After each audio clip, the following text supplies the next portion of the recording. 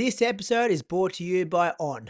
Last year's On Track Nights, Zatopek was called one of the best meets Australia has ever seen. This year, even better probably.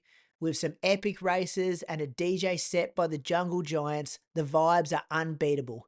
Get your tickets at ontracknights.com.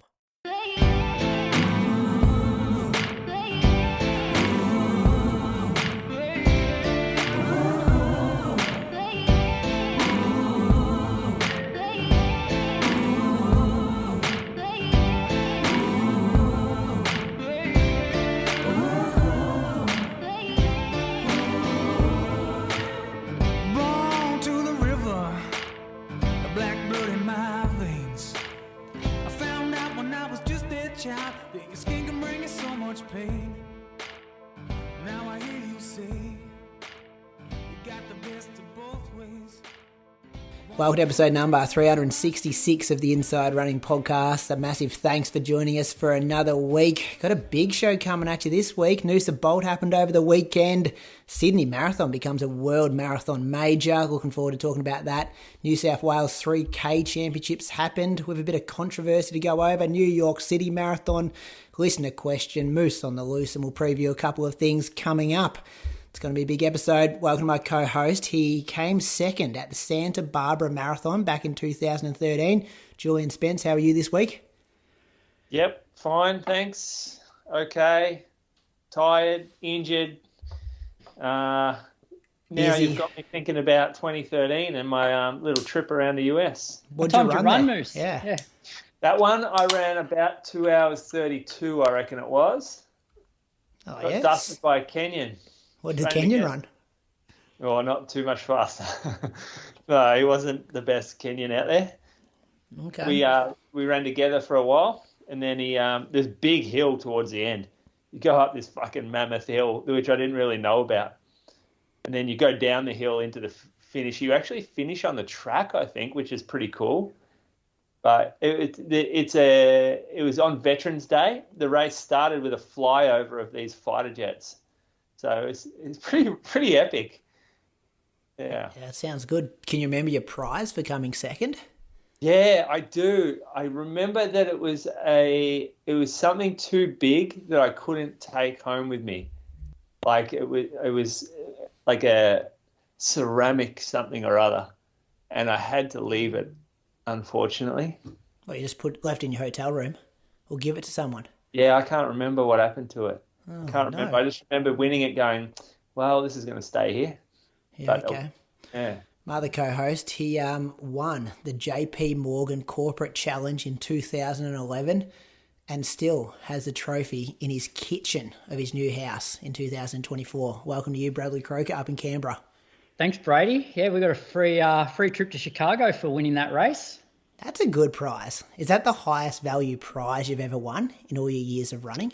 Yeah, I'd say so. Like I didn't win it individually. It's a teams event. So I was working for Swimming Australia at the time, and it's teams of 4 and they just add up your total time. And so like I finished first, and then Brett Cartwright, who's a Commonwealth Games representative and sub 28-minute 10K guy, he finished second. And then we had, I think, Adam Pine, who was an Olympic swimmer, and then a guy that worked in the high performance department. So we got a trip to Chicago for like the World Championship of the JP Morgan thing. And how the rich get richer, Brady. Yeah, they do, don't they? It's a real white collar thing, isn't it? You have to work. Do you have to work for like a corporate business? Yeah, you got to work for an organisation. So yes, Swimming Australia. I know for a few years, like the Sports Commission used to put in teams, and I don't think they have the overseas trip anymore. They still have the race, which I think was on maybe 2 weeks ago. So James Nipris has won it this year and maybe last year as well. So is he an accountant, lawyer? Where's he work? Spoken about him before. He works for the RBA. Oh, that's right, yeah. But he's got a physio background. Yeah. You know, my boy Tom Middleton was second as well, maybe a week or two after Chicago. I think it was the week, must have been like 10 days after Chicago. Yeah. Welcomed his second baby to the world today as well, Tom Middleton. Quick shout out there. Yeah, that's a big prize, isn't it? Like sending 4 people over to Chicago and back, not get much, and accommodation, or did you have to pay for that? No, and it was 5-star accommodation. Wow. And so you normally share because it's teams of 4, so you share with somebody else. But Brett Cartwright took his whole family, so I got a room to myself. And then they put on all of these like welcome drinks and like a welcome event, and then a corporate tent after the event. It's pretty cool experience. Oh, Croaks would have loved all that free shit, wouldn't he? Do you reckon down as corporate? Do you reckon we can? I don't know, but they don't have the overseas component to it anymore. And about it. They also had flexibility with when you could fly over. So I flew over a little bit earlier and did Beta Breakers that year as well. Oh, yeah. Raced Meb Keflezegi and Sammy Kitwara, I think it was, that won the race. Beta Breakers? Yeah, it is, yeah. So what was it's the race that City to Surf was based off. Yeah. I reckon Deke won it one year. It's 12K. And in San Francisco, there's like no rules around like nudity. So people actually run the race in the nude. Oh, yeah, I love that. That's good. Did Frank Shorter, Bill Rogers, it's like big over there, isn't it? Like all the big US guys. Does it still happen? It happens. I don't think it's quite as big as it used to be. Yeah, okay. I reckon Wardlaw may have won it. I think he has. Yeah. Yeah. Hey, how did you go at the World Championship Corporate Challenge? We finished 4th. What? Yeah. How did you not win that? There's a couple of organisations from South Africa were always the strong bank. Yeah, and we Google beat us for 3rd for the podium. Google was around back then. Google, yep. I thought this was pre-internet days, back when you were like 30. It was 2012 we went on the trip. Those Google team members would have got in early too with the stock price. They'll all be billionaires now.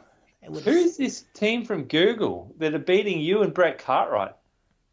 Well, the thing is, it's you're adding up the times for all 4 runners. So it's like I finished maybe sixth in the race and Brett was probably 8th. But then, Adam Pine was probably like a 4-minute per K runner over like 5.5K. So you lose a fair bit of time. Adam's really cooked it for you. Threw him under the bus there. Yeah. Those Google guys were licking their lips when they saw Adam get off the plane. Those guys.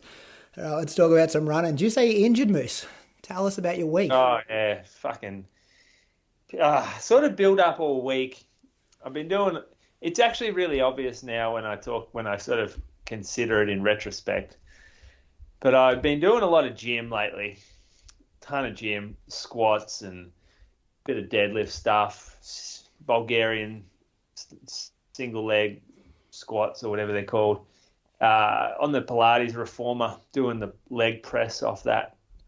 So I've been hammering away at that. And then I've also been running a few more hills lately. And then I did some hill sprints just after my run. Then I did a faster workout this week. And so I got a bit of glute tendon issues. My glutes basically just have been overloaded. And they really complained on Saturday morning. So I had Sunday off. So, yeah, it was just sort of like a gradual onset of this. What did I do Monday? I ran 10 and a bit K just around town, got down on the Grey Ocean Road for a bit. I did a workout on the Tuesday. I did 4 by 6 minutes with a minute rest. This was pretty good. I felt good during this. Just had the movie on, watching the Green Zone with Matt Damon, war movie. Don't really hear much. I got the subtitles on. Because once you got the fan going, the treadie, you're breathing, you smash, like it's pretty loud. So I just have the subtitles to read them. You put in Bluetooth headphones though? Nah, I don't do that. Why don't you put those on? Because I want to hear, I got to hear the family.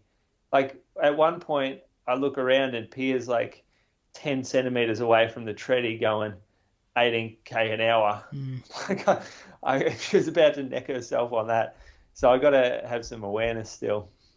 How do you watch a movie while you're doing reps though? I don't get it. It's a weird thing. I think you discussed it when I was away and I was listening to it being like, this isn't normal, Moose.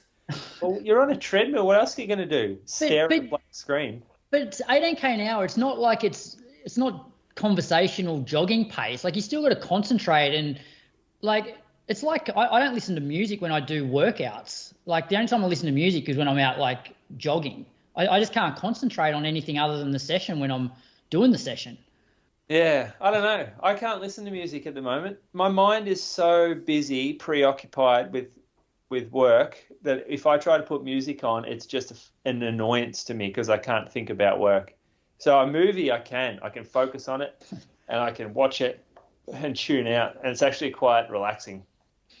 We just build a bit different, me and you, Croaks. Yeah, and Brady by the sounds of it. Well, I'd say 95% of the people are in mine and Croaks' I camp, know and then you're a bit of an outlier. Yeah, we might have to put a poll up later in the week. Could you do a session watching a movie and actually taking in the movie? Yeah. Yeah, I couldn't. A lot of the time I'd finish the workout and I'm like, oh, I wish I had a bit more to go because I'm getting into the movie. Well, you've got to go back and watch the last 30 minutes because you don't know what's happened because you've been concentrating on running hard. It sounds like he gets it, and it sinks in. Yeah. Nah, I'm definitely watching it because I remember exactly what's happened in this green zone because I've seen it before, but I forgot about it. And so it was like watching it all over again. Yeah, I don't know. It's just for me, I just got to watch. It's got to be an action movie. Can't really get into like a drama or something. It's got to be like a cheap sort of, I've got a few series that I just roll through. John Wick, 1, 2, 3, and Jason Bourne series, Everything Bourne. Love what is it? What's the other one that we love? Nah, you're telling the story. Same. Oh, the Jack Reacher's good. James Bond movies, really good. What's the one I'm talking about? Mission Impossible is always good. There's Fast and the Furious. No, I don't know. No. I thought you would have been a Fast and Furious guy, actually. Maybe I like the first one was pretty good. I don't think I watched any after that. Mad Max? Nah, this fucking series that I'm like, it's along the same lines as this. Is John Wick. You know it. It's got. I don't have a lot of time to watch TV, so I wouldn't know it. I know it now. It's called The Equalizer. The Equalizer. Never heard of it. Croaks? Fuck off. Nah, I've heard of it, but I've never watched it. Amazing movie. 3 of them. Just incredible stuff. What about like sport docos and stuff? Why don't you put those on? Or races like Izzy does? No, I don't care about documentaries. It's not sensational enough. It just doesn't interest me. I want fiction. I don't want to learn stuff. But you get inspired by sport stuff. I've been watching the Red Sox one. Know nothing about baseball, but it's really interesting. And I think the way they create documentaries these days, it's just you don't have to know much about the sport, and you're just bought in. Well, even I've been watching the Simone Biles one. Oh yeah, is that good? There's 4 episodes. So like 2 of them were sort of pre-Olympics, I suppose, and then 2 were sort of covering more the Olympic period. You watch the NBA one? The starting 5 moves? Oh, is that the Dream Team one? No, the new one follows 5 NBA players. Oh, no, I haven't seen that. I'll have to look at that. Yeah, I've been watching the Nets. They've been going well with a young team. Follow the Nets? No, I just see the scores. Ben Simmons is back playing, isn't he? Yeah, fuck, I like it. I might be the only person that likes him. I actually really like watching him play, and I'm really like getting behind him to come good and be the superstar again that he was always destined to be. I don't know. I just feel like that guy's. He gets so hammered in the media. It's just unfair. I just want to see him come out and just dominate the league, and he shows signs of it. He wants to play for the Boomers again too, so that'd be cool. That'd be good. Let's talk running anyway. now. Yeah. Where are we, Tuesday? Tuesday ran on the trail. Tuesday did the workout. Wednesday ran on the trails. All trails here. So I ran 8K with the dog. He loves a single track. And then I just kept going. This was fine, but it was pretty hard for me. It's like 260 meters over an hour. It's not too hilly, but it's not still pretty nasty stuff if you're unfit like me. And this is when you're this unfit, you go up a hill, there's no recovering on the downhill. Like you recover to still above your easy heart rate and then you're up the hill again. And it's just, it got shown up next the next day where I ran an hour, but this was hilly, and I went up a serious hill at the end, back up to home, and my heart rate was above threshold jogging up a hill. So I ran a 5-minute K, and my heart rate for that was don't even know, but it was up over 177 beats per minute it went to. And that was a sign that I was like super unfit. And I thought that would be good for me, but it was at that point that my glutes started to feel a little tight, sore almost. And the next morning I wanted to do a faster workout. So I went down to the industrial estate where our store is, and we have a back road that's perfect, like super flat, and no cars because there's no buildings out there yet. It's like a developed road, but there's no development yet. It's ideal for this. It's fairly flat. Let me look to see if there's any ups or downs. Maybe 1 meter up, 1 meter down, sort of thing. It's great. I went from light post to light post, which I just timed, and the first rep I did was like 45 seconds or something. And so I thought, okay, this will do perfect. And it ended up being about 250 meters, 240, 250 meters. So a bit shorter than I thought it was. I ran them fairly quickly. I wasn't stretched. I really made a point of not overreaching for a pace that I just knew I couldn't sustain. So the paces were like 258, 54, 49, 52, 46, 50. And then I went for a 2-minute jog between sets. I was taking about a minute between reps, so a decent rest. And then it was 54, 47, 45, 52, 52, 50, and I was really fatiguing. So my fast twitch fibers have just been laying like hibernating on me. And so this was the first reintroduction of a workout that tested them. And by the end of this workout, they were so fatigued that I was almost like halfway through the rep. I couldn't get the mechanical. I didn't have the mechanical strength to keep going with the workout. Like I just got real jelly and I got fatigued, and I was finishing each rep just like really sloppy. Sloppy, yeah. And that's not what you want for that workout. No, and it was just a little bit beyond me because it's the first one back. I also had this glute that was starting to just pull me back a little. Like I just had sort of no power. And I cooled down, and I really felt it in the cool down. And then the next day I met up with Cam at the store to run. And at the start, it was a bit of a niggle, but by the end I was fucking hurting so much. And so I just walked it in. Like I got back to a point where I could walk and make it to work before we had to start. And so that's where I walked from. And then I had Sunday off, and I talked to Ali, got a scan booked for Friday just to see if it's anything that we can knock on our head quickly, like a bursitis. She thinks it's a bit of a tendon issue. I don't know exactly, but it feels like a tendon-y thing to me. I had Sunday off, ran this morning 15 minutes, didn't feel it, felt it at 15, and so I walked home, didn't feel it for the rest of the day. So it's not a major concern. I don't think it's going to be something that hangs around a long time. It's just going to be a bit of probably a rebuild. I've got some exercises for it, and I've just got a bit of a learning for the future. You just can't go out there and just do strength work. I'm in the gym every day, and I was doing a little bit of glute stuff every day, and it was just too much for it, I reckon. Yeah, well, you've come off Melbourne super motivated, added in, like, wanted to be disciplined to get the body right for the gym work, also added in speed work, and you're running way more hills. Yeah, that's what I mean. From the outside looking in, you're like, I can see how this happened. Yeah.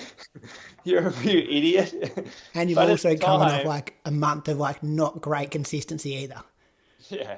Yeah. Well, at the time you're running and you're like, I'm so unfit. I'm going to, this is good for me. A few days where your heart rate's just constantly high.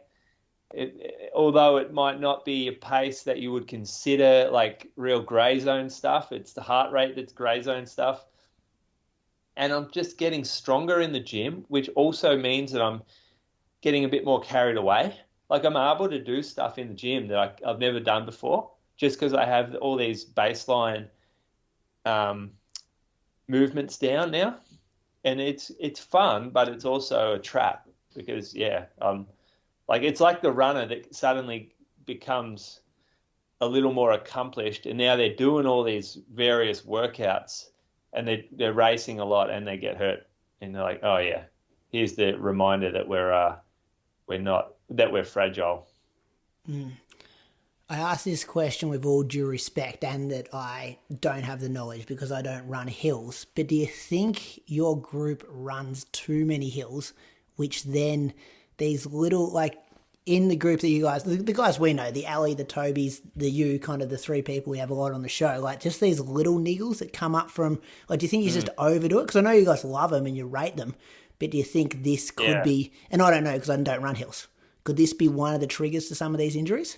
There's a bit of a curse in Anglesea, people that move down to Anglesea, and it happened to me. I got injured when I moved home. Toby got injured when he moved down. Simone, we've heard of Simone before. Did she win? Second at Sunny. Maybe did something at Sunshine Coast. Ran well though. She moved to Anglesea and she got a knee injury, and then. Ali's been successful living in areas the whole time. So, but you know what? I've been thinking that exact thing, and I thought Ali and I ran our best and were injury free when we moved away, when we did training camps elsewhere. So we did a training. I've been in Boulder, St. Moritz, Ballarat. I was running my best. That's a hilly spot. Perhaps we didn't do as many hills there. And I do think there might be something in that. I think that perhaps our easy days are just too hilly. I think also, Moose, it's like I run hills, but I'd say my hills are more gentle. Whereas when I look at some of your graphs, you run up some really steep hills, which is different. I can easily get 10 to 12 meters of elevation per K over a week, but I'm not running any of those super steep hills that you tend to run. When you're getting 260K or 260 meters over a 10K run, I've got to be running half marathon or just under a half marathon to get that. Yeah, I know. We are going up a lot, and it's kind of just where we live. I have to drive somewhere to get flat because I live at the top of let me just check, but I'm pretty sure I live at the top of a 100-meter hill, and nearly every run ends up at the bottom. So I'm going to get at least 100 meters climbing back up to my house from wherever any trail ends up. And so it's just part of it. I've just got to, I know when I had my knee injuries, I was getting in the car and driving to the bottom and running along the bottom, along the river.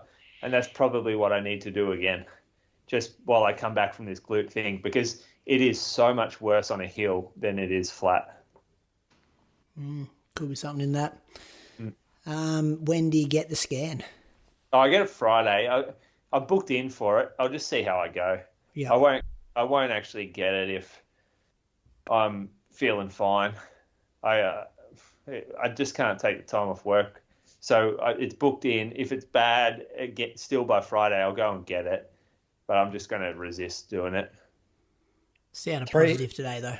3K track race out. This is also a trap. I had some time to think about you over the last week, Moose, and you were talking about that last week. Doing this track stuff, handicap stuff, it's who's got the biggest ego down the Surf Coast Track Club, Croaks? You don't need this. You need 5 weeks of boring training. You do not need to be juking. You need to be summer Malmo. You do, yeah, exactly. You don't need to be juking it out with those boys down there. What the fuck are you talking about? No. All I do is jog. Every day I jog. Just your boring threshold workout every Tuesday, bit of some faster stuff Friday, 2 hours, hour 45, 2 hours. Mate, no. Check the ego. Do not get on the track. You're going to have another injury. I just need to go and I need to have fun. I need to be with the group. Don't talk me out of this. You're not This is going all to I have got fun going. if you're in this injury cycle for the next 6 weeks, though. This is a red flag, you getting on the track. Before I even did the workout. I don't know. The workout's good for me. I was feeling it as I was doing it. You said you felt sloppy. Yeah, that's what I need, when though. your technique gets shit. I need a reminder of why I need to do it. It's been neglected. No, just think about it. Consider it for me. Don't have to make a decision now, but just consider it. Yeah, I reckon I'll still get there for it. I reckon this tip will be okay. Croaks, tell me about your week. Yeah, so I had a pretty ordinary week as well. Bit like Moose, like I came off Melbourne like relatively motivated, although the race didn't go well. Motivated to train in a different way, I suppose, over summer.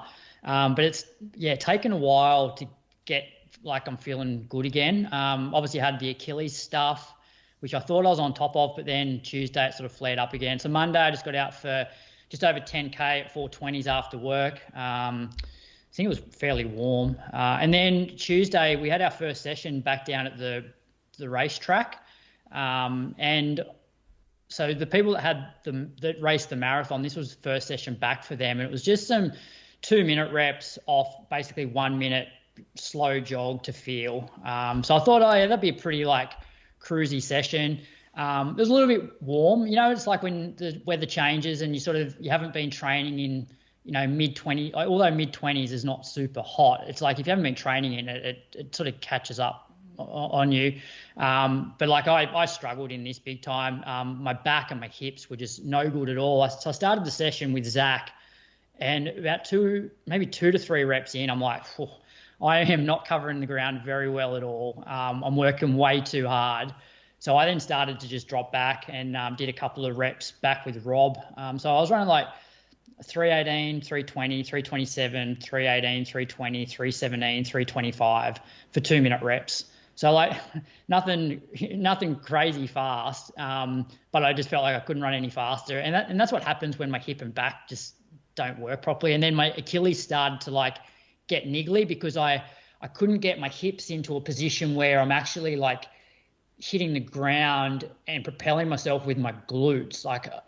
So my Achilles started to get angry. I pulled the pin after 7 reps because I'm like, there's not much point doing another one. So as we'll walk into the car, I texted Jimmy Barker, said, mate, can I get some treatment? So I booked in to see him on the Thursday. So then Wednesday, like my Achilles were niggly, but I could definitely just still run. So I got out for 65 minutes on the Wednesday, 422s. But it was like a 2 out of 10, probably pain the whole way. So I'm like, well, there's probably not much point like continuing with this. So I took Thursday off, and then Friday it was starting to feel much better. Just walking around. So Friday I did 10. So just basically 10K again at 425s. Saturday hour 425s. By this stage it's feeling like my Achilles is feeling pretty good. And then Sunday the Canberra Times fun run was on. So I had like a few people running the 10K and the half marathon. So I went down to the lake and just jogged around while the half marathon was on. So I did 50 minutes at 410s. So it was a week of like 74K with a day off. So I'd like to be getting back into sessions, and I think I will this week, but I just need to just take it really slow and just build up. A bit like Moose, I suppose, but motivation's high to train. I almost went and did a double today. I was going to ask when you're going to bring doubles back. We live in different worlds, Croaks. Like you go down and watch a fun run and run 410s. Like that is just outside my ballpark of any type of easy run whatsoever. Yeah, like this Sunday's run didn't feel great. Like although I got treatment on Thursday, like and when I got treatment, he's like, yeah, look, your psoas on your left-hand side and your hip flexor, like it's all sort of overworked. and that's overworked, and my glute isn't working. So yeah, like yesterday was a struggle. But then I actually spent a lot of time yesterday afternoon just rolling out, doing some bit of activation, but mainly sort of massage and foam rolling. And then I went out today and I actually felt like a fair bit better. So I'm hoping that I'm turning the corner, and I'll try and get treatment again this week, because I find a couple of treatments in a row will often help. Yeah, I was going to ask that. Achilles both sides sore.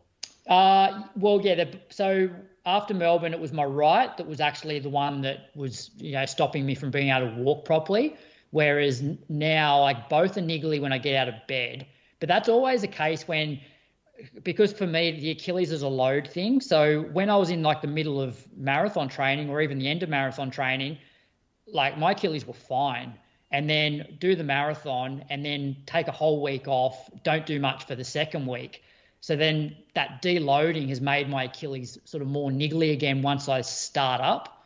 So that tends to go away the more that I actually run. So, but it was more the right Achilles that was sore from Melbourne. That was the one that was hurting again after Tuesday's session. But that feels fairly good now. I'm just not sure how it would go running at pace. So might do something gentle tomorrow just to test it out. Good vibes at the fun run. Did you have an athlete win it?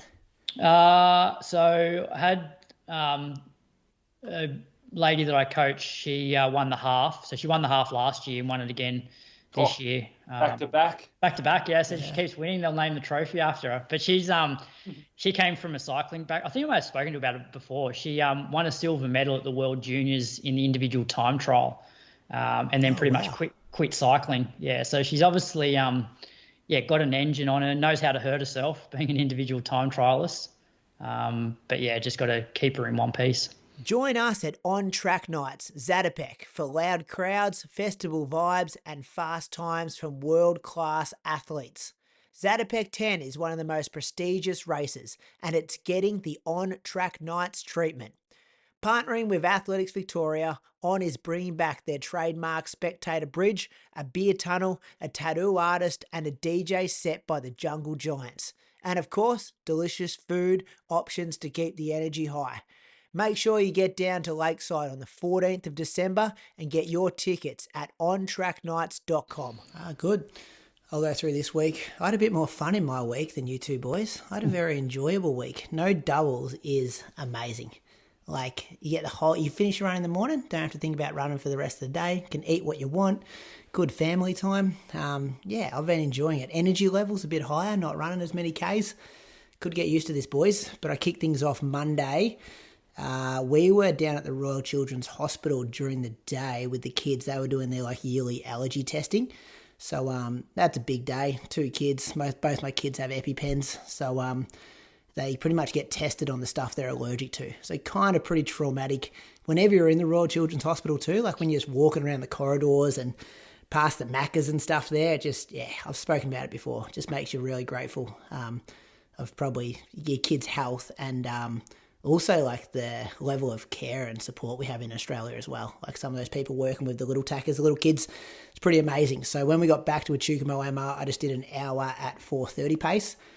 Tuesday, Archie and I met up. We did 5 by 5 minutes at threshold kind of pace, I'm calling this. It was around 3:20 kilometre pace, and we had 1 minute slow jog between. I know you said last week, Mooch, you said 5 by 5 minutes isn't enough for a workout, but I disagree. I reckon 5 by 5, it's clearly under training, but it's still like 8.5K worth of work. Still feel like you've done something at the end of it. I think it's a nice workout, 5 by 5 minutes. It's not. I didn't say it's not enough for a workout. I just said if it's going to be a thing for months on end, it's not enough. We used to do, so when Sean Crichton coached me, a standard session for us was 4 by 5 minutes, but you're running them like a fair bit harder than I suppose threshold. Yeah. Like it's more like probably 10K pace. Yeah. The VO2 max type session. Yeah, and that'd be hard if you go on that kind of pace. I think we probably get close to a mile in that 5 minutes, maybe just a bit short. So that's how the Ks add up. Probably depends what pace you run them at as well. Wednesday, did 60 minutes at 4:37s. Listened to the second episode of Road to Valencia. Enjoyed that. Enjoyed the shoe. Well, he didn't really do too much shoe chat, but it got deep in there towards the end, questioning if Chriso should even run Valencia. Then Jordo come off the top rope, shut you down real quick, Moose. I enjoyed that. You reckon he did? I reckon he did. He said you think Chriso's going well, not having run a single run longer than 30 kilometres in the last 6+ months to run a marathon, keeping in mind that he's off to Kenya, and then you think that's it? You think that's good for him? I don't think, and I don't think they think, that Chriso needs to have a sub 2:20 attempt. Chriso just needs to get one on the board over the marathon, like he's been getting every other distance on the board. That's how you get one on the board. You train half-assed like that. I reckon if he runs 2:23:30 and runs strong and consistent splits, that's one on the board, and then they relaunch for next year. But anyway, I enjoyed the discussion. Coach someone, and you didn't give him a run longer than 32K. Yeah, well, there's different ways to skin cats, and we're going to see what happens. I'm asking you the question. Don't ignore me. What was the question? When was the last time you coached someone who runs as much as Christian does, and you didn't give him a 32K run or longer? No, never. It will be interesting though, Moose, because Christian's a guy that has done a lot of mileage over a long period of time, and I feel like because his speed has improved a little bit, maybe he doesn't need quite as much mileage. So that's why it'll be an interesting little experiment. I always compare it a little bit to when Jared Clifford ran a pretty good marathon off limited mileage. It was largely because he was efficient at that pace. So maybe now Chriso, although he ran 68 or something, so maybe him now going through 71 through halfway feels a lot easier than it used to. And so he doesn't probably need quite as much strength. So I think that Christian can run a 2:23 marathon off this training. I think so, yes. I'm not disputing that. I'm just saying that if we were considering Christian wants to run a marathon to his potential, I don't think you get away with less than 32-kilometre runs. Yeah, I agree. And but they admitted that as well, that it's not ideal. No, and that's what I'm saying is that I would have.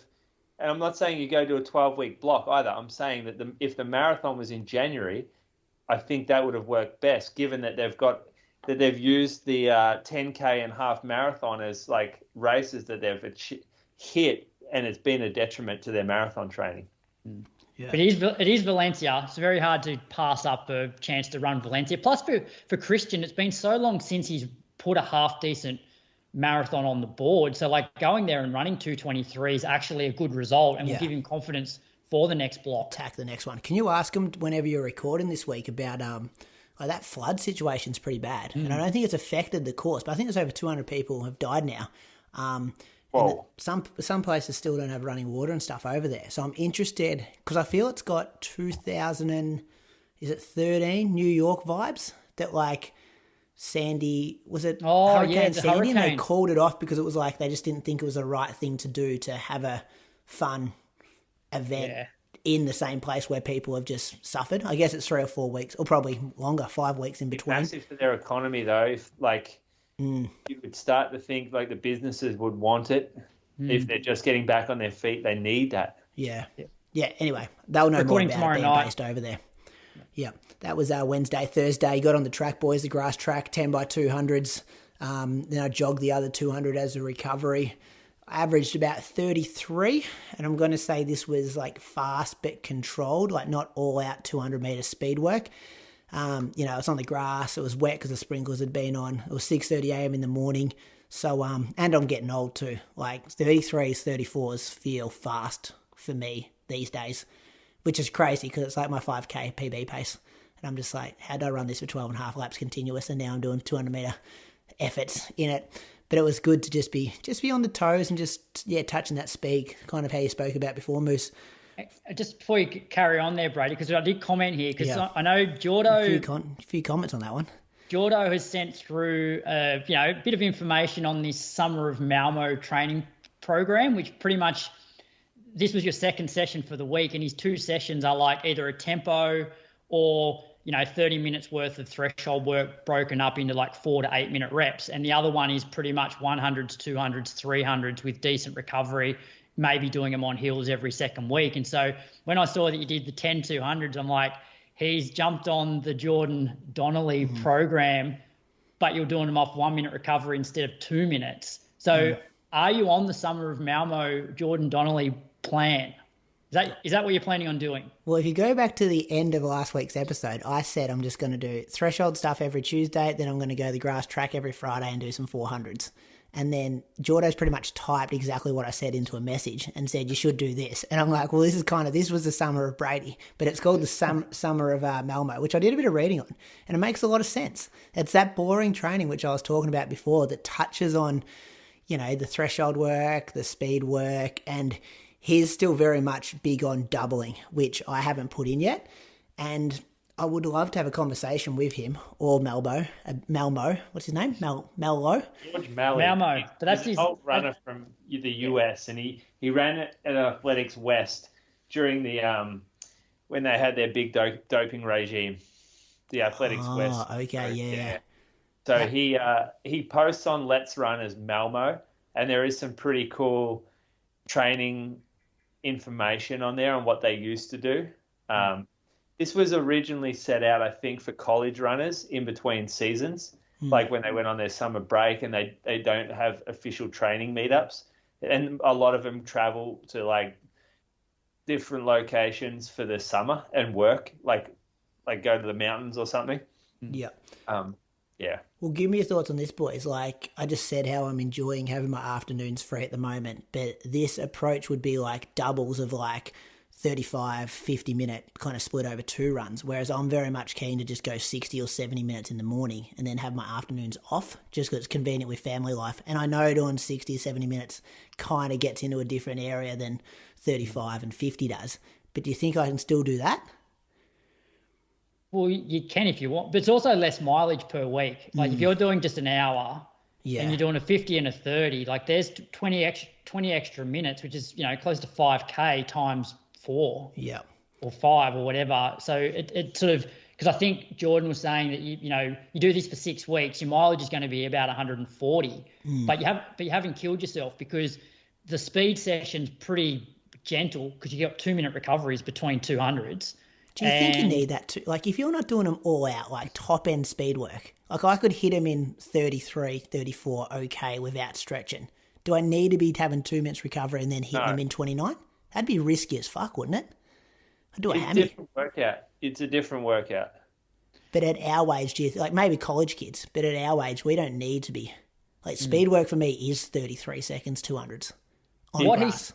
What he sent through reminded me of what I did 2 years ago when I basically jumped on the Norwegian program where I was doing the 6 minute reps on the treadmill and then I was doing those 2 sets of 7 to 8 45-second hills as my second session for the week. And I was doing a few doubles. My long runs weren't much more than I think they're maybe an hour 45, 2 hours, not really midweek long runs. And I ran quite well at Sydney 10 that year and then went into Gold Coast Marathon.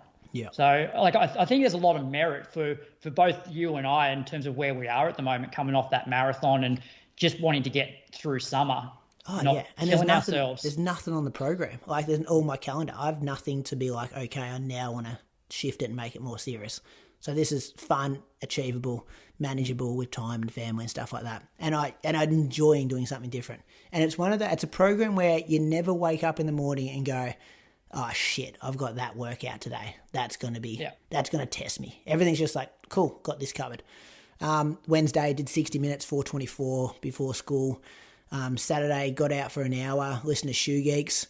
I swear every time they record Shoe Geeks, Croaks, they just go, how can we make this audio as shit as possible so Brady has to do some work and it still sounds pretty poor at the end of it? And it's good content, so I was working hard to make it sound good, but it was still You did good, Brady. Ordinary. I listened to it today while I was out running, and so obviously it's harder to hear when you're out running, and I was still able to hear them all. Yeah. So we got well. There. Considering what they gave me to start with, we got there. What about the... What was it this time, you reckon? Pardon? You reckon it was my fault? Yeah, you were just way too loud. The other boys, Tom was the best. Anyway, there's a bit of that beef developing between Nitto and Jordo. Oh, yeah. Nitto. Talk about butting heads. Talk about a couple of blokes with some egos about their academic life and their careers. I like it. I like it too. Rivalries are good in the sport. This is what we need more of. People calling each other out. Like Matt Fox and Nick Bestie have had a bit of a falling out, which has been pretty public. But I reckon we create our own between Nitter and Jordan Donnelly. Do I let Jordan have right a reply tomorrow night when I record? Yeah. Oh, yeah. He'll bite? Tee off on Nitter. He has got something written down on paper. He'll come prepared. That was it. Oh, in that run, I also did a 6K progression run, which this was really fun. So I did change shoes. I went 333, 327, 323, 318, 310, 301, 3K out, 3K back. Bit of a tailwind on the way back too. And this was, just a fun kind of workout, which I, enjoyed. Saturday got out for 90 minutes at 4:30 pace. Longest run since Chicago. Can we call 90 minutes a long run, boys? I feel like where I'm at the moment. I reckon you can. 90 minutes is. That's a long. Yeah. So it was a week of 100K on the nose. So I feel like I touched a lot of different workouts in there and training zones, but I only still ran 100K, which is the one thing lacking on that program, that if I want to get it up, I do have to chuck in. If I can chuck in 3 8K doubles, you're at 120 pretty quick, which is the only difference. But it was good. Having fun with my running. Let's thank some Patreon supporters, Croaks. All right, I've got Roland Turnell Ritson, lives in London, and according to his Power of 10 profile, he runs for Highgate and Cambridge Uni and has PBs of 16:54, which was at the Brockenhurst Park Run, 33:34 at this year's 10K de Payerne, 75:32 at the 2023 Lausanne Half Marathon, and 2:35 at the 2024 Geneva Marathon. So travels around a bit. Thanks for your support, Roland. Thanks, Roland. Who you got, Moose? I have Russell Ryben from Newcastle. He runs for the Flyers, and he's run 16:38, which was in the Vets 5K track race, 35:20 at the Newcastle Flyers 10K, 81 minutes at the 2021 Port Macquarie half. Where's that? Do you guys know Port Macquarie? Yeah. So where's that run, the half? They do laps. Oh, so you do multiple laps. Like no hill? They don't go up the coast, up the hills? No, it's fairly flat, I think. It's just multiple laps, yeah. And he ran 2:57 at the 2019 Sydney Marathon, which was his debut, but he's been battling a hammy injury lately. Just trying to work out his best time.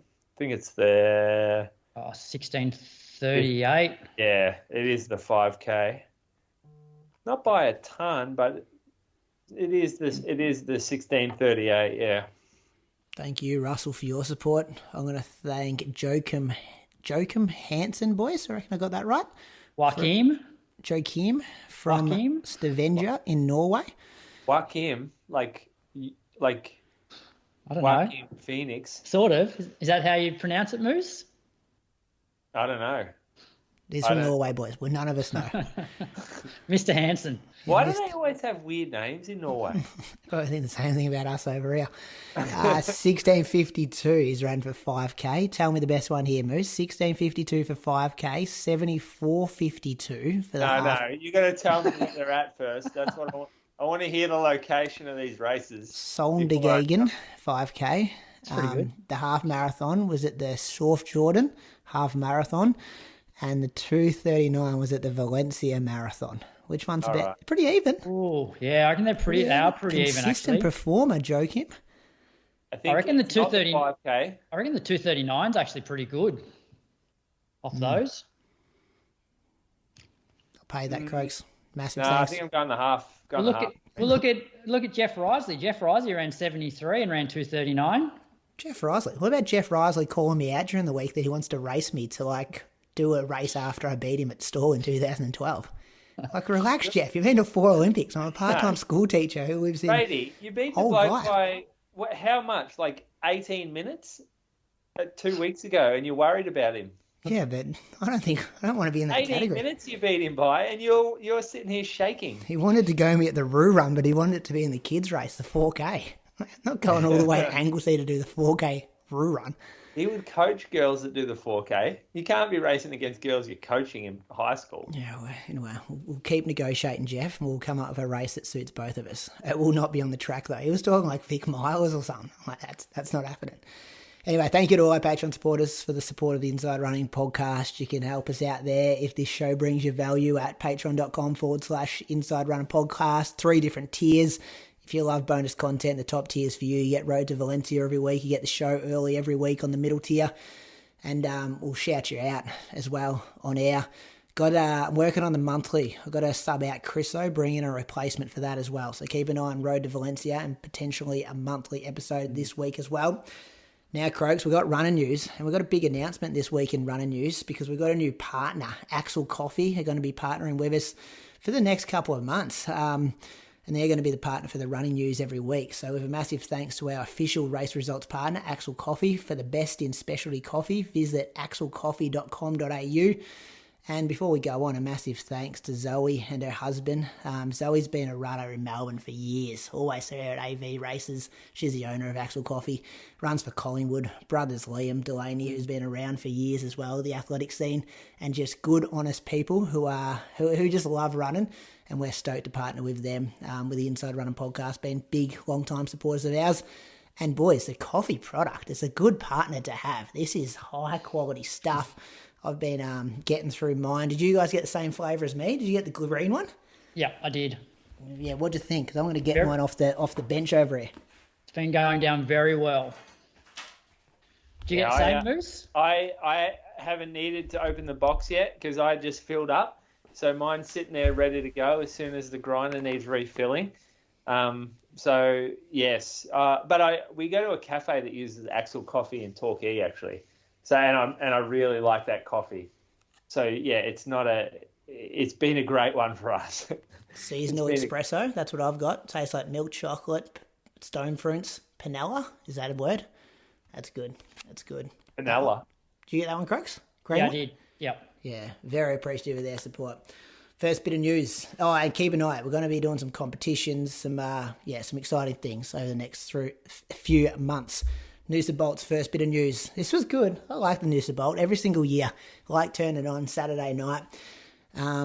It's a close race too. Our boy nearly got up from last week, fellas. Sam Clifford, he was second. So the women started 2 minutes early. Leanne Pompeani, first person across the line, 15:39. Georgia Griffith was the second female across the line, but some guys did catch her, I think, in 15:58. Caitlin Adams was third in 16:09. Jude Thomas won the men's in 13:50.3. Sam Clifford second in 13:50.8. Jack Rayner third, not even 3 weeks off the back of Melbourne Marathon, in 13:53.7. We've seen glimpses of this from Jude in the past, haven't we? When he's won the National 3K. He went back-to-back, didn't he? Really promising junior. Broke a couple of Ryan Gregson's records.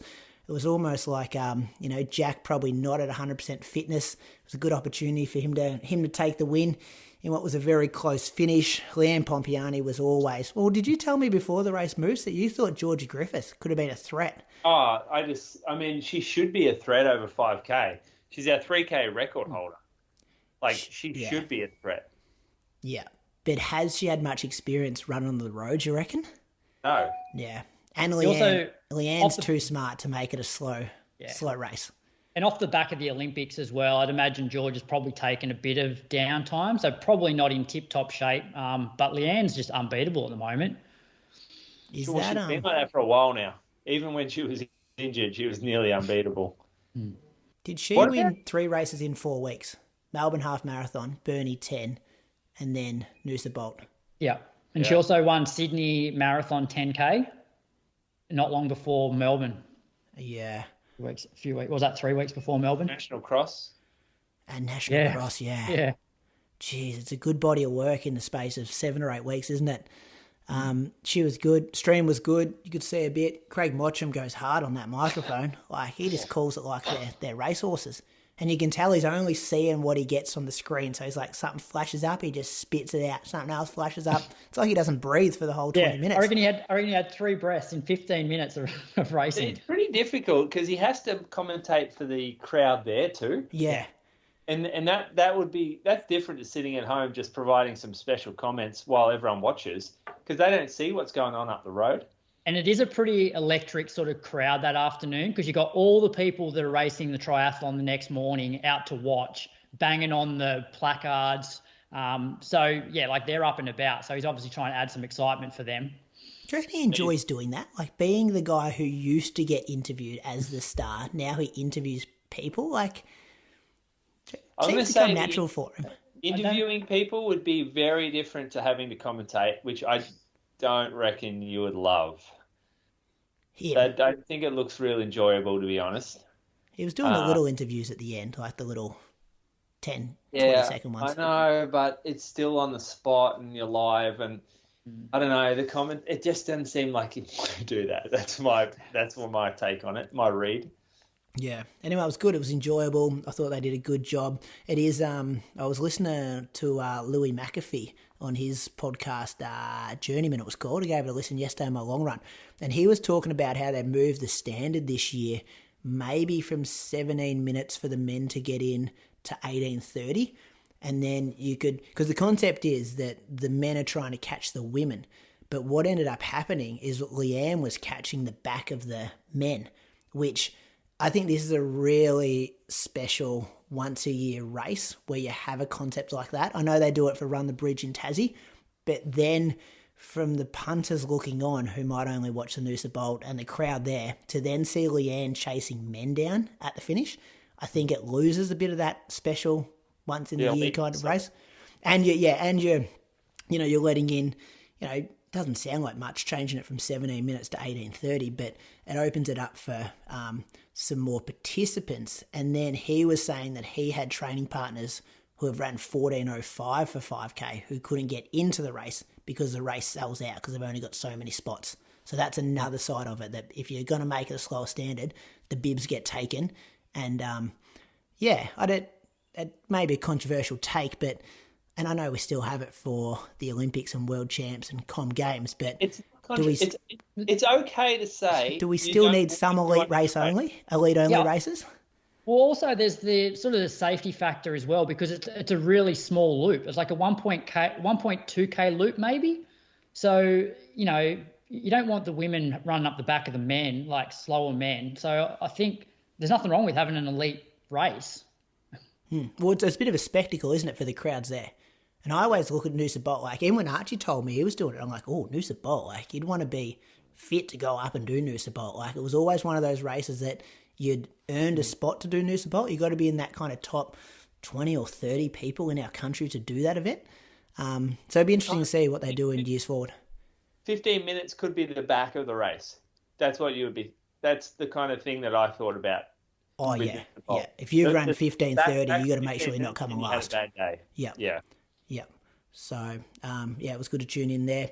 And talking about streams, I had in my notes to mention last week, the Burnie 10K stream the week before. That was brilliant. They had split screen the whole race. I know it was hard on the Melbourne Marathon stream, so it's worth noting when you do see a good stream. So that was like super gold standard. New South Wales 3K champs, Croaks, controversy. Yeah, so this, I know I talk about it every year, but this is one of the best meets that Athletics New South Wales put on, because they have maybe 25 or 20 3K races throughout the afternoon and evening. In the men's race, it was pretty much a racing too, but really Josh Phillips pretty much gun to tape. He won in 7:56. Jackson Sharp sort of sat on him for a little while, but by halfway through the race, Josh had a pretty decent gap. So Jackson finished in 7:59, and then Matthew Scarr was third in 8:10. In the women's, Georgia Winkcup and Jaylah Hancock-Cameron, they sort of cleared out once again halfway through the race. Jaylah sat on Georgia all the way through till probably the back straight on the last lap, and then went around her and crossed the line first in, I reckon, maybe like 9:05 or something like that. But then I went back to check the results, and then I saw that she'd been DQ'd, and it was DQ TR 7.1, which is athletes and relay teams shall participate in athletic competitions in a bona fide manner and shall not engage in unsporting or improper conduct. And so I went back the next day and watched the race, and I was trying to see whether she pushed somebody or somebody tripped or whatever. I didn't see any of that. The only thing I saw was with about 200 meters to go, or maybe 230 meters to go, a guy on the infield, because there was a heap of people on the infield, which often doesn't happen at athletics meets because you've got the throwers throwing spears and javelins and discus and things like that. But Athletics New South Wales, we saw that at the Abdi Thomas mile last year, that the infield was packed. So it was similar this year at the 3K champs. And with about 220 metres to go, a guy on the infield is running next to Jaylah and then runs sort of around the curve where the high jump and stuff is. And it was obviously her teammate or training partner was just cheering for her. And so she got disqualified for that. Supposedly he somebody... went further than that, though. Was that? He went further than just... then he kind of cut across and ran a bit of the home straight. Yeah, so, okay, he's run from sort of 220 to 100 to go sort of thing around that section. Yeah. 120 metres at the most, maybe.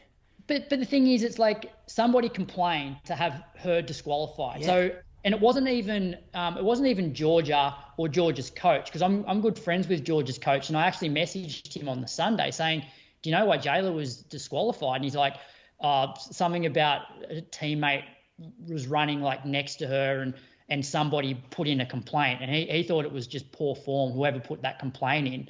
So she got DQ'd. It was a PB for her, which now doesn't count. She ran 9:06.76. So she won by over 2 seconds. It wasn't a close race. No, she had already cleared out by the time that her teammate was running next to her, and there's no way that impacted the race at all. These girls are elite athletes. The incentive to win the race is enough to keep them going. They don't need, their teammates not going to help them win the race. I just think it was just crap. And they wonder why the sport, people don't follow the sport. Where's the common sense? It's very rough to get disqualified by somebody else's actions. She had no control over what that person was doing. That wasn't a predetermined, hey, can you run on the next to the track in the last 200 metres and push me on? What's stopping, you know what I mean? How can she be responsible for that person's actions, which have now cost her a state championship and a PB? But also, if it's the person that finished second's not complaining, then you let it go. Who is the random that's just complained? Yeah, but then how does then that get approved? If someone's complained, that's one thing, but then the officials have said, yeah, no, we're taking your complaint seriously and DQing her. So there's been two people. Yeah. Well, the problem is, I suppose, once something gets taken to an official, you know what officials are like. Give me some power. I want to do something. Well, it's black or white, and it's that is probably it's probably illegal to do. But the race was won. She Georgia wasn't catching her. It had no impact, and Jaylah should have been the New South Wales 3K champ. So this is Brady, just touching on what you said. Who determines how close that athlete is to the person on the track? They've let them on the infield. Yeah. Who says, oh, you're too close? Are you allowed to jog around the infield? Well, people were cooling down on the infield, yeah. Exactly. So, you're not allowed to cool down at the pace they're running, or you have to be a certain amount slower than those people, or you're not allowed to have 2 degrees of separation from the athlete that you're running next to. So who determines who's an official training partner with someone, or if they're a friend, does that make them a training partner? Yeah, or someone's kid who's just, when you see kids run on the side of the course sometimes, trying to keep up with people, This is clearly an opportunity for the sport to go, yeah, look, in the past, maybe we've been a bit shit about this stuff, but we're getting better. But no, they're let's keep being shit about this stuff. Let's be the type of sport that turns people away because we stick to the rules. I hope they don't now revert back to not letting people on the infield, because that was one of the best things we saw last year at the Abdi Thomas mile, was people just running backwards and forwards from, the finish line over to the 1,500 metre start to cheer, your Cam Myers and your Jake Whitemans. I hope that they don't then ban that because of what happened on the weekend, because, in the past, athletes haven't been allowed on the infield. And if you're going to let him in, you got to expect things like this to pop up. Yeah. Yeah, because you sent it through to me and just said, watch the last lap of this race and tell me why this person got DQ'd. I'm like, surely it can't be that. Like, no. We'll put a link in the show notes for listeners to go check it out themselves. New York Marathon moves happened last night. The big New York, always a spectacle, always dramas within the race. Tends to be one of the better races that you see all year in the marathon because it really does play out like a bit of a tactical affair. Normally you see them out slow and then finish hard. No one ever runs that fast here, which is it does make good racing because you see the packs are bigger. The ladies, Hellen Obiri, she was the defending champ. Maybe she was. No, I think she was the defending champ, Moose. Yeah, she was. She won that in Boston. Wow, defending champ? Didn't she come second here one year? Didn't she get busted up one year? Yeah, I think that was the year before, though. Yeah, I think she won it last year. Yep. So she's there or abouts last year. She got outkicked pretty much. So Sheila Chepkirui, she ran first in 2:24.35. She was 73.79 through half. So much quicker second half. Hellen was 2:24.49. So in the end, it was 14 seconds back, but that was only a late drop in pace there, or no, a late drop off from the winner. And Vivian Cheruiyot, she is the timeless Vivian Cheruiyot, if I'm not wrong. Is that right? How old's Vivian? Yeah, track medals, 5K, 10K. Kenyan powerhouse. Oh, Vivian Cheruiyot, yeah. She ran 2:25.21 for third place. She won Boston a few years ago, I reckon. Yeah, you're right, Moose. She's 41. Yeah. She's been marathoning for a long time. So she can still rock up come third in the majors. So that is impressive stuff. She won the Olympic gold in the 5K at Rio. Yeah, wow, 2016. So that's not that long ago, is it? And silver in the 5K in London. Very high arm swing, didn't she? I reckon distinguished technique.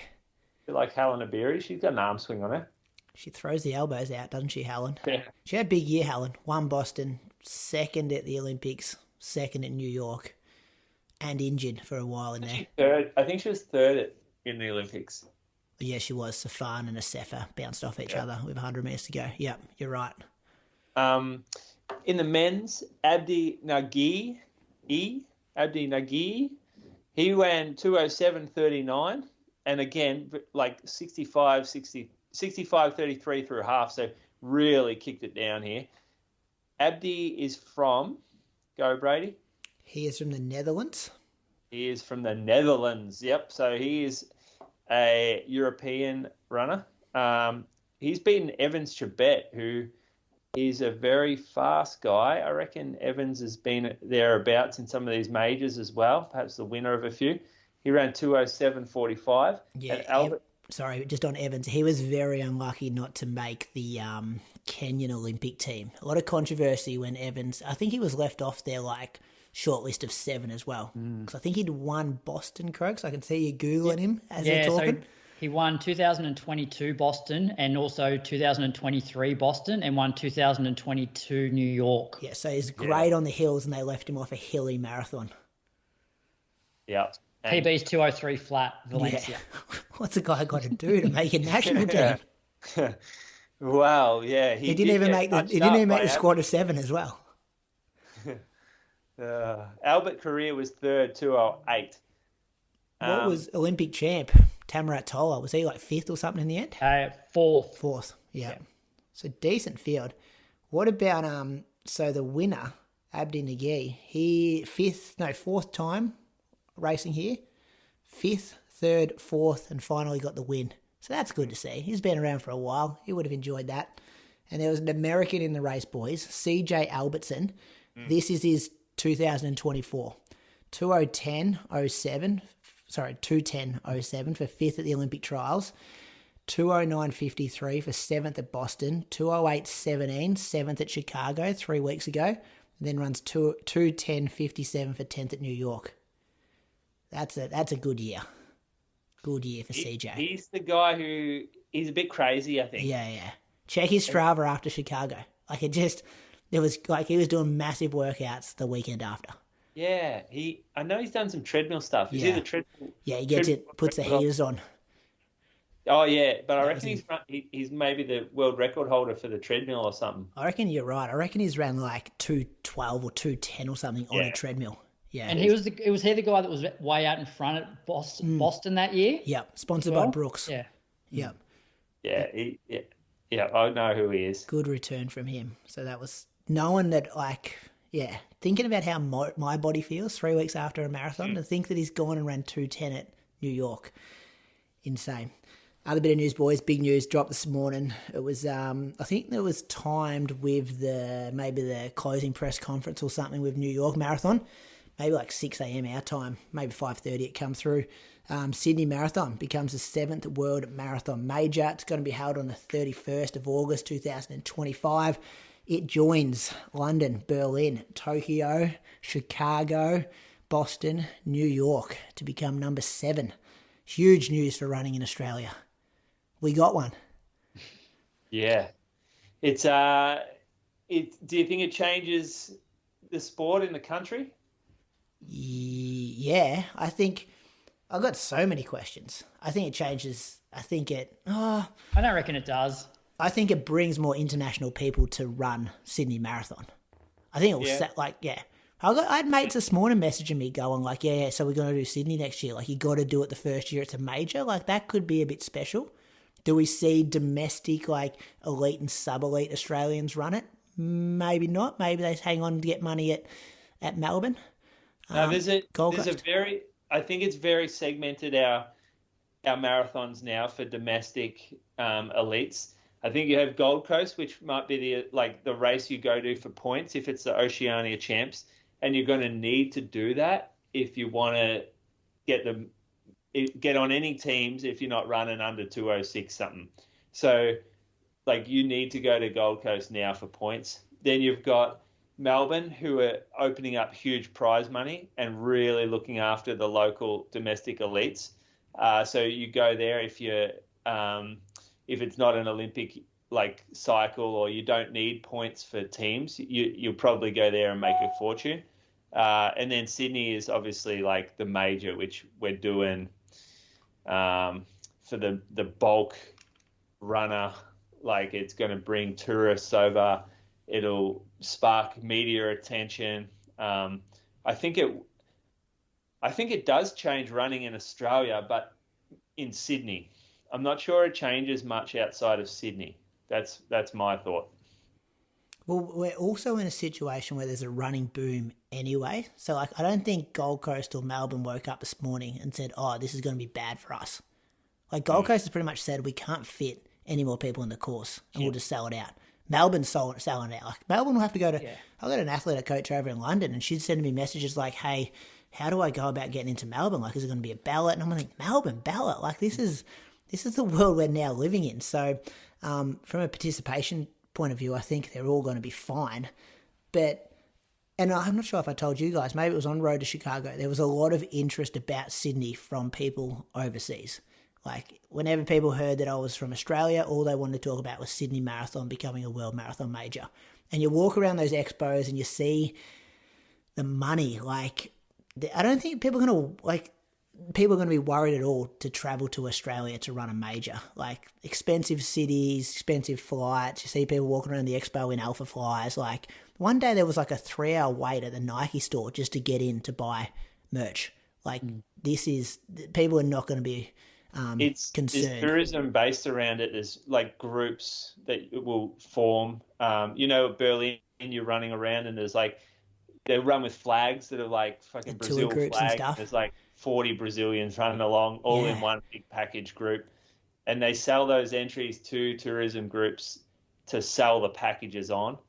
It is huge. It'll be huge for Sydney. I mean, you bring in, say, 50,000 runners, maybe 150,000 just family members on top of that.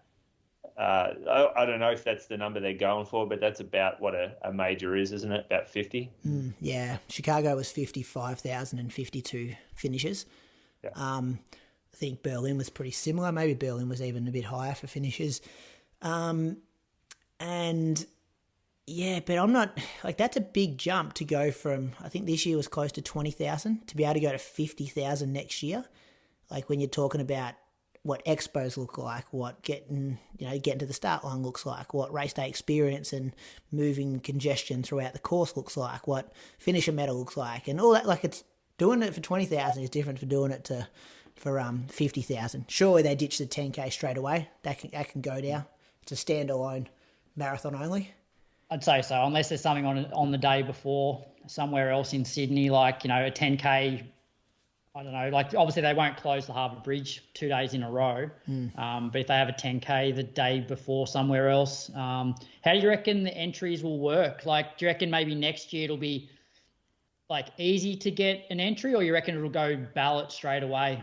Ballot and good for age straight up. I think it depends on what their course capacity is going to be. So good for age might change running in the country, in that, obviously Gold Coast and Melbourne are already sold out, but it might mean the marathons underneath that might become more popular for people to run a time to be able to run Sydney, like your Canberras, your Ballarats. Yeah. I can't see it being that. I can't see it being that sort of elitist edge to it. It just does. I reckon they would have set it up like that. I reckon there would have been programs to help runners like that.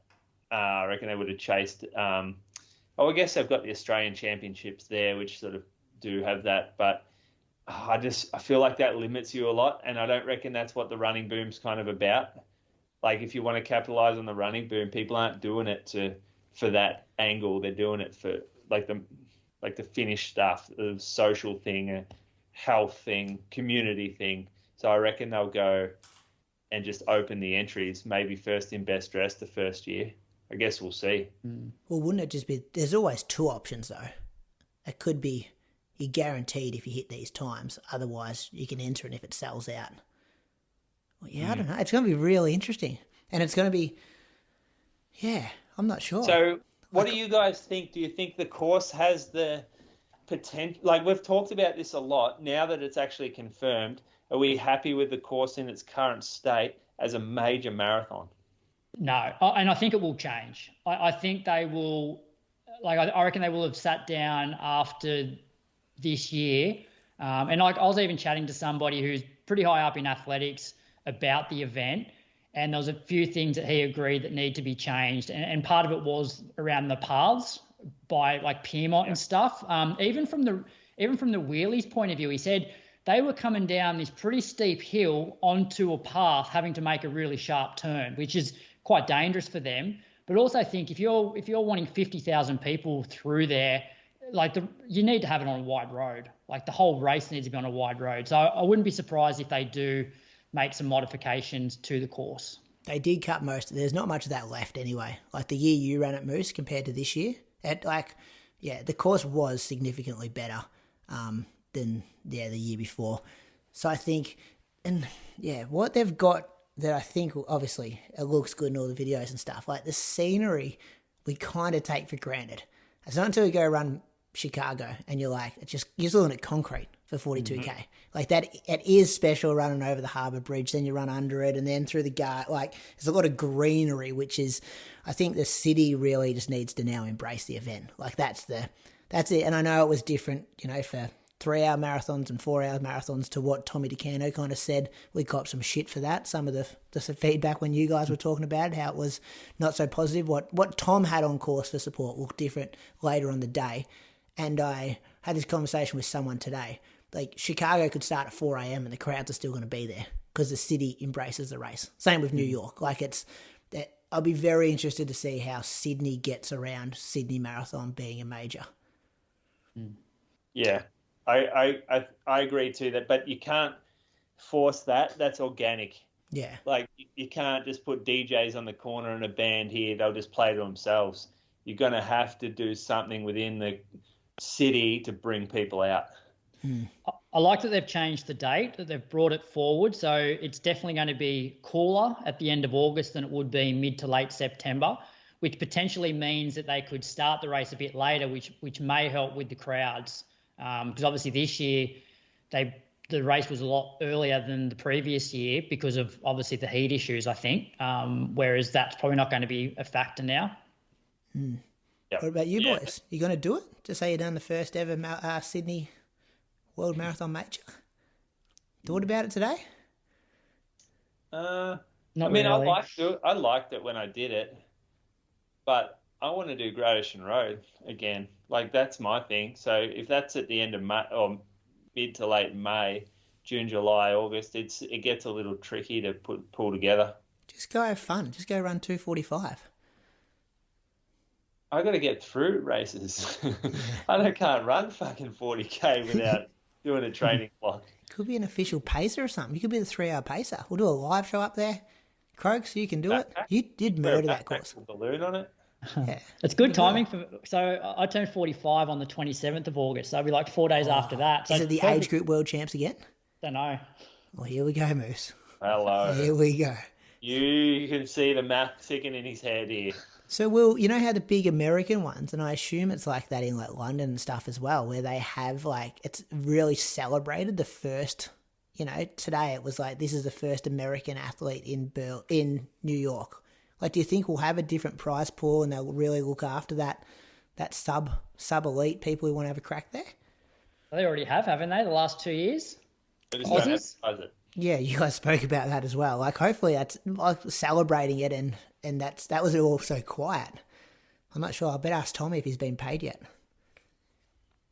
I wonder if they'll do the similar thing to all the American majors. They really look after their domestic athletes in terms of contracts, pay them quite a bit. Oh, yeah, huge. That's why they never race overseas. So I wonder then if they'll do that for some of our Aussie athletes as well, whether they'll get some good paydays, as a sign-on sort of bonus. Yeah. Hopefully. That would be good. And that's where the Melbourne thing, because they've obviously gone and committed to supporting local elites like Australian runners. So there'll be a bit of a fight now, which is awesome. Great for the Australian elites to be able to get fought over by races. Yeah. And it makes it very hard now to double. Like, I always thought the Gold Coast to Sydney double was hard. You couldn't, at an elite or sub-elite level, you definitely couldn't do it now. It's only going to be 7 weeks, 8 weeks. Mm. Yeah. Well, didn't you do, what was the Osaka to Ballarat? Oh, yeah, it's easy. 8 weeks. Did it, no worries, boys. PB. That's how you PB. That's how you do it. Yes, mate. I also pulled up stumps pretty early at Osaka. That's the thing that people miss, that I jogged the last 10K. And then I sprinted the last 100 metres, so I didn't run 2:23 or 2:24. 2:23. I think I was just under 2:23. That's good, though. Big news for Australian running. And they've been working on it hard for the last couple of years, so it's good to see them be able to tick that off. That was the race results, boys, brought to you by Axel Coffee. Head to their website, axelcoffee.com.au, and sign up for the early access to their Black Friday sales. Listener question, Croaks? Yeah, so we had 2 come in today about socks. So I thought we'd ask both of these. So the first one is from Andrew Ponsonby. Do you guys also ruin socks from your big toe going through it? Any tips to avoid this? And then Joseph Robinson wrote in, what is your go-to sock? I've never had a sock issue ever. Moose, you're the sock man. You sell these socks. Is this a common thing? I go through a lot of socks in the big toe. Really? So maybe my toe's not big enough. Yeah, I think it is a bit of that. It's also the angle that your nail comes up at. So must have pretty sharp big toenails, and they must come up at an angle that just tears through the socks. Because there are some socks where I might get 3 or 4 wears, and I won't go naming names. I won't go throw brands under the bus, the bad ones anyway. But there's some that I just can't wear anymore. It's just a waste of money. And I hate ruining socks. It just feels like a real wasteful process. But there are some that have reinforced toes. So there's a brand called Maven that does a thicker layer, and they took this feedback on board actually. So they came out. They've been around a few years now, but their first batch or their first model of sock, they found that there were a few people going through the big toe, and I think I got about 50 wears out of the sock before my big toe went through. And their feedback, like the feedback that we all provided to the brand, they took on board, and now it's reinforced in the big toe. So I haven't actually gone through any of the new ones yet in the big toe, and they've been out for a while. If you look around, CEP, they also have more reinforcement through the big toe area, so they're a bit thicker through there. Some of the features will have a bit more thickness through the toe. The tips, cut your toenails, easiest tip there is. Cut them down, grind them right down so they're not sharp and they're not like coming up at funny angles. And just like, it's okay to change your socks too. I mean, what do you think the value for money is with socks? Like, how many runs would you want out of a sock to consider it good value? One? Like a dollar per run? 50 cents per run? Oh, they over-deliver. 10 cents per run? Running the same pair of socks for like a year and a half ago. Maybe 10 cents a run? 10 cents a run. Well, think about it. So, like, all right, 10 runs, that's $1. So what's a pair of socks worth? $30. I reckon, well, yeah. All right, maybe somewhere between 10 and 20 cents then. Yeah, like that's probably about right. I mean, I reckon I've had CEP socks for like well over a year. Like I've never gone through a toe in the CEP ones. Yeah, there's some more durable brands without a doubt. You might spend $5 for a gel on one run. So you have 3 gels, that could be $15, but you want 10 cents for your socks. I'll go 20 cents for it. Brady's probably got an endorsement deal with some sock brand. So who are you going to roll out today, Brady? No, Lululemon do socks. I'm good. That's right. I've raced, yeah. I've also raced in Lululemon socks as well. I haven't gone through the toe. I do. The other point that I break socks is sort of down near the ankle. You guys rip there a little bit. Spot. Yeah, that's at that sort of seam where it all joins. So I have had Nike socks in the past, the Nike racing sock, and the heel just tore after 3 or 4 wears, like just tore away. That's very thin though, isn't it? Like it's made to be thin. Yeah, but there's thin and there's weak. Okay. And there was definitely weak points in that because we had a ton of them come back to us, like from customers. And that's where like the tricky thing is like you get a return, right? Someone has a pair of socks. This is where you have to work out what value is. So if someone buys a pair of $30 socks and they bring them back a year later and say, I got a hole in it. Well, that doesn't happen, Moose. That fucking happens. Does it? A year later? Absolutely, it happens. Really? And so you go, oh, well, this is actually $30. You got a year. I'm going to call this okay wear. Like, this is just normal. Like, things aren't invincible. But if you have it, 3 times, that's not acceptable. That's like they might be super lightweight, but that's not acceptable wear for that price. So no. I would love to be a fly on the wall when somebody comes in after a year of having a pair of socks, wanting a refund, and Moose being the behind the counter. The customer is not always right, by the way. No, but if they buy a pair of shoes while they're there, it's okay. Here's a question for you, Moose, then. So a lot of those brands of socks that we sort of spoke about, they are your sort of thicker socks, whereas then you've got, like, say, Steigen, and I like racing in, or like, please say, when I was racing track, like if I wore socks, I would want like a really thin, light pair of socks. So when would you go a thicker pair, and when would you go like the thinner sort of Steigen socks? Yeah, that's a good question because I actually do have like the sock shoe combos based on how the shoe fits. So in the performance shoes, you often get a narrower last. The shoes are shallower. They're a tighter fit. And my foot shape does not like a thick sock with those fits. So I get real clammy in there, starts to feel a bit too hot. So I go a thin sock for those types of shoes, the performance stuff, which is basically race shoes, spikes, flats, some of the lightweight trainers, but a lot of the lightweight trainers have a more generous last, and so I'll wear a thicker sock for those. But I don't like thick socks either, so I wear a medium sock. I think we split it into thin, medium, and thick. Thins will be like the Nike Spark or the Steigen or a Swiftwick, and then medium will be a Maven, it'll be a Features or a Stance or a Lululemon, and thick will be something like Thorlo or the Features Ultra. Oh no, the Features Max Cushion, like padded out ones. And I rarely wear the padded out ones. If I'm cold, like if it's really cold, then I'll wear a merino sock.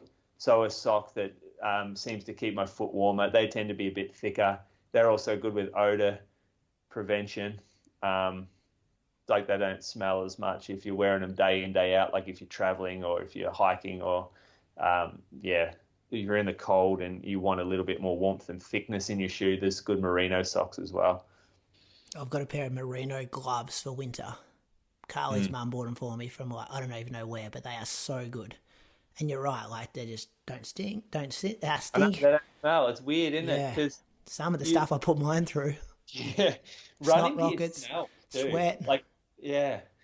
Running gear smells, it accumulates smell as well. I don't know if you've noticed, but like if you, like it holds smell over time. So you might wash it 100 times and by the 100th wash, you'll start to be like, oh, it doesn't really smell that fresh anymore because this, like the smell is so ingrained in it. That's the time to throw them out, Croaks. Like, if you're wondering.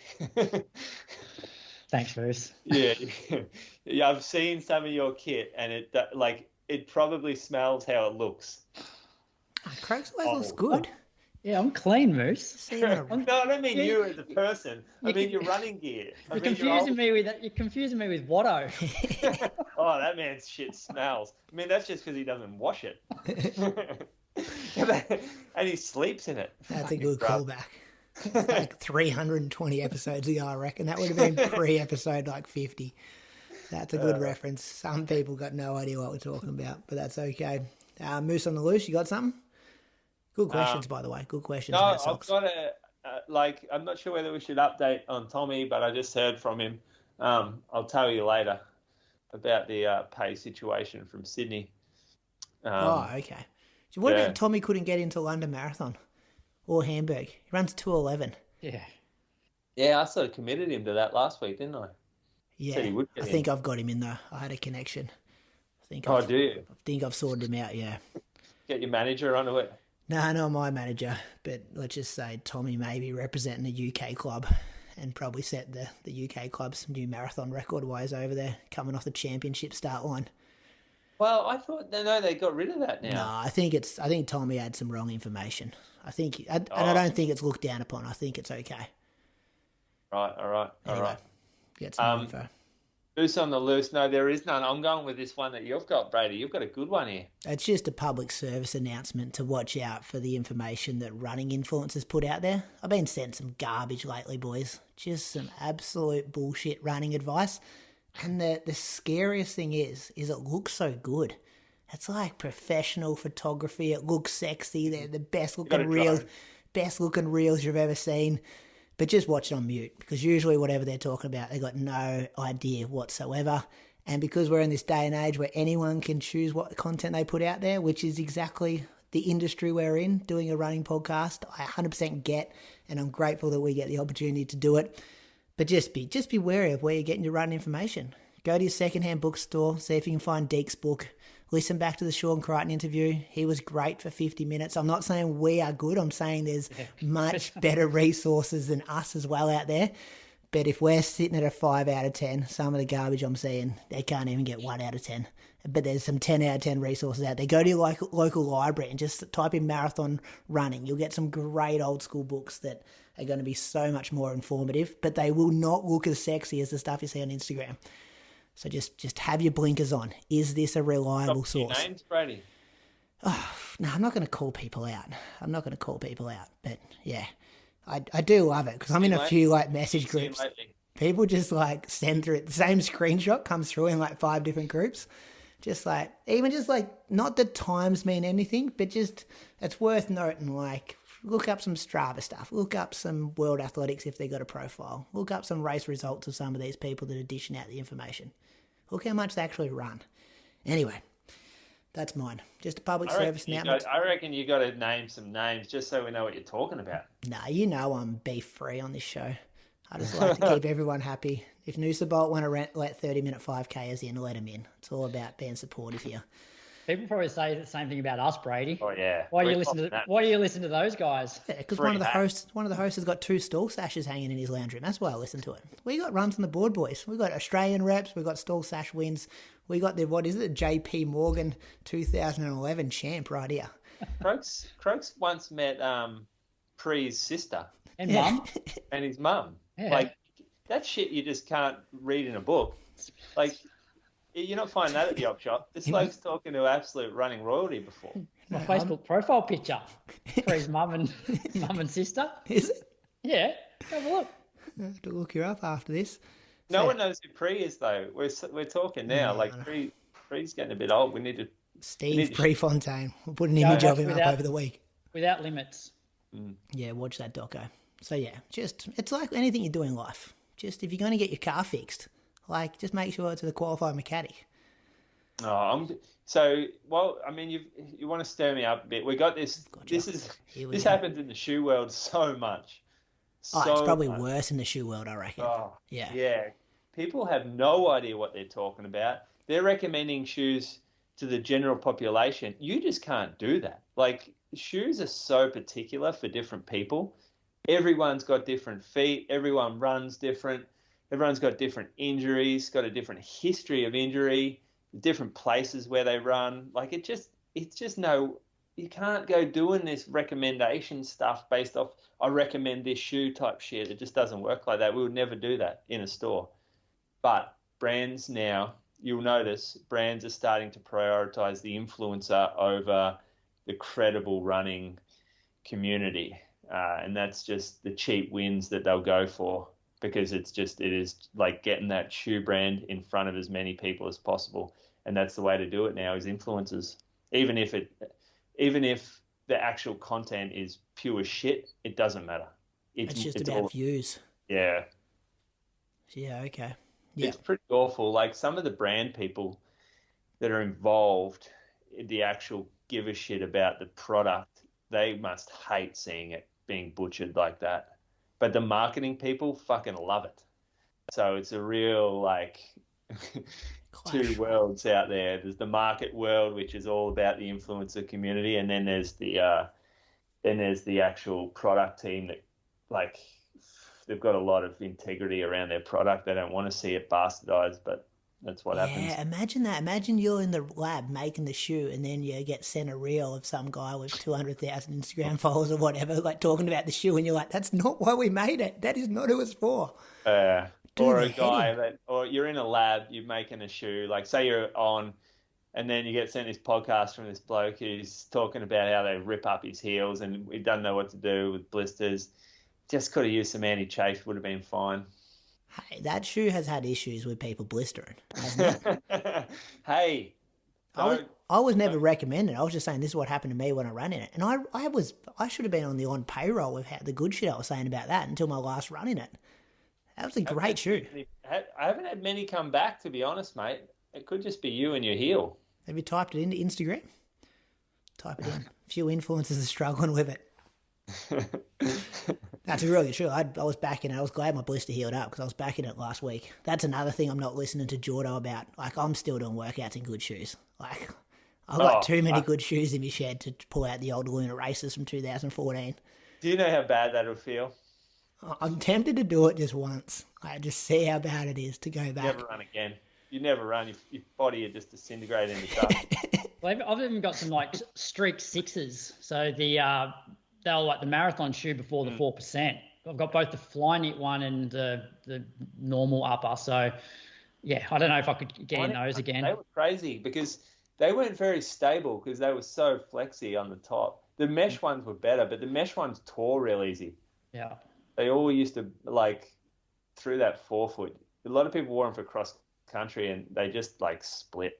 I'll have to ask Jordo tomorrow night about whether his theory still applies to old people though, because it just won't be enjoyable.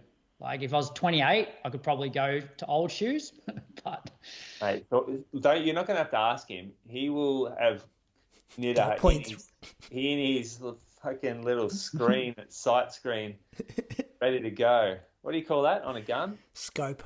Well, what about he was messaging us at like 2 a.m. over there? Yeah, I'm like, mate, do you sleep? Yeah. Who knows what country he's in now? He's all over the world. He's in Italy now. He goes on holidays. Like, he goes on holidays after he just comes back from like 3 weeks of a work trip. Wouldn't you just want to settle down in your house for a bit? Don't know, Croak's going to ask you tomorrow. Patrons, you can hear that. That's my listener question, Croaks. Yeah. Can't you just hang out in your house, or what's the go? Like, it's real antsy to get out. Ask him that. What's going up between now and next week for you, Brad? Bit of work. Viv and the kids get home on Saturday. So I've been, just me and Russell the last almost week. Look at all the dishes piled up on the back bench there, Moose. You can tell it's a bachelor pad at the moment at the Croker's household. Keeping the place very tidy. Yeah, make sure Viv doesn't see this footage. Get it cleaned up before she gets home. What she got Melbourne Cup tomorrow, Fashions? Yeah, and then Oaks Day. Okay. What do you got something on for Melbourne Cup Day? Bit of Vicar and Linda? I'm not sure who's playing the marquee tomorrow, but yeah, I heard Sneaky Sound System. Remember Sneaky Sound System? Yeah. That was the whisper that they were playing tomorrow. Yeah, and then their Chuka races tomorrow. Got to work on Wednesday though to teach, so I'll be well behaved. But looking forward to that tomorrow. Hopefully back a few winners. Got a haircut for it, looking good. Did it myself today. You reckon that's a nice fade?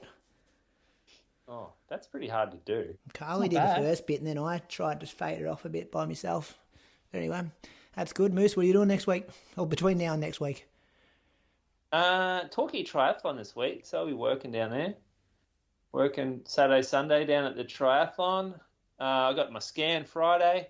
I'm actually heading to Melbourne on Thursday. I got some meetings with a couple of brands, North Face, Teva. Going to chat shoes, sandals. You heard of Teva sandals? Yeah. They are good, those things. Been around for a long time, haven't they? Yeah, fuck, they're good. We just started stocking them at the walk store. I just bought like 2 pairs for myself, different ones. Bree's got 2 I've got a Teva, but Teva, is it? Yeah. I think it's Teva. Teva. Probably figure that out before you walk into the head office. Why do all these shoe companies make like really ambiguous names like Saucony? Nike, Saucony, Asics, Adidas, Adidas? Just give us something easy to pronounce. Hoka.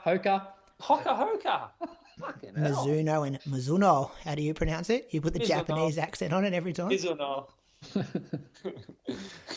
Very good. We're done. Thanks for listening, listeners. Appreciate you guys giving us your ears. We know there's a shitload of running podcasts out there these days. We appreciate that you chose ours to listen to. Do it all again next week, boys. See if I can land a weekend interview for something to listen to over the weekend as well. See you later. See you guys. This episode was brought to you by On. 5 events, 1 global series. The on-track nights are all about the world's fastest runners, local amateur heroes, festival atmospheres, and in-field entertainment. Don't miss out on the best event on the calendar. Get your tickets at ontracknights.com.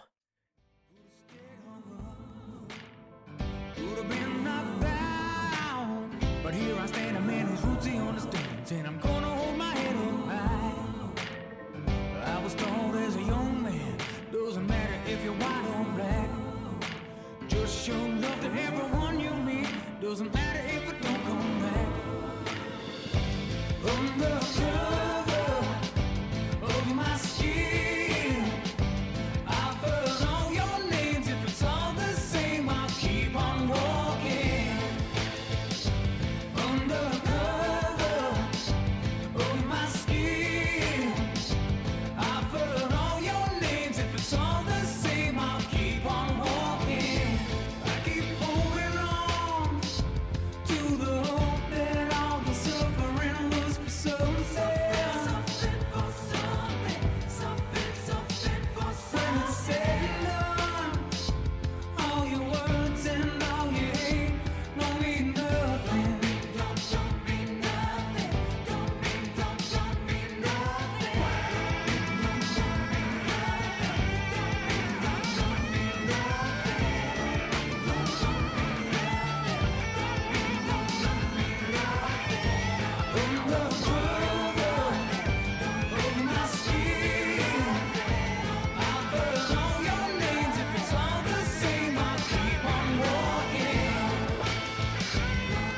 go, go.